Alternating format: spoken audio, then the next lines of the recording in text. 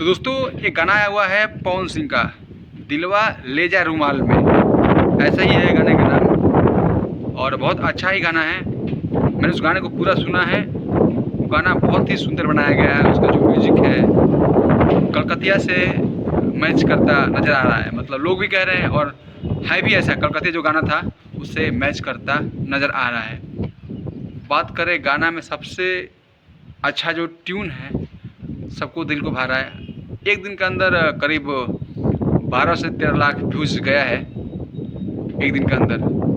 और गाने की खासियत बहुत अच्छा लगा मेरे को ये है कि गाने में बहुत अच्छा एक्ट किया गया है, लेकिन उसमें जो एक एक्ट है, एक जो सीन है जो पवन सिंह लड़की को किस करते हैं वो मुझे बुरा लगा।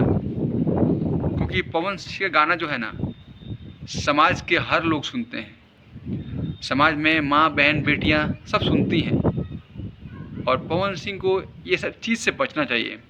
लेकिन पवन सिंह ने ये सब चीज़ को इग्नोर नहीं किया है, उन्होंने किस किया है।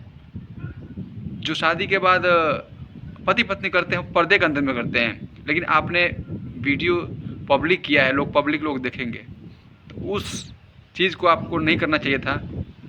इससे कहीं ना कहीं जो लड़कियां देखती होंगी 15 साल के, 18 साल के, 20 साल की, चाहे लड़के कोई वीडियो को प्ले करते होंगे तो उससे क्या सीखने को मिलेगा उनको, ठीक है। तो ऐसा आपको नहीं करना चाहिए था।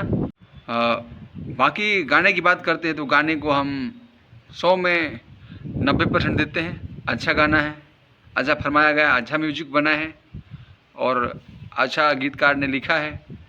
सभी लोग ने अच्छा अच्छा काम किया है।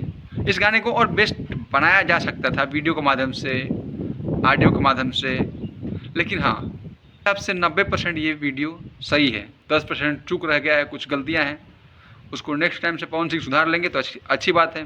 नहीं सुधारेंगे तो लोग यूट्यूबर उनको बोलेंगे, ट्रोल करेंगे, उनको बुरा लगेगा।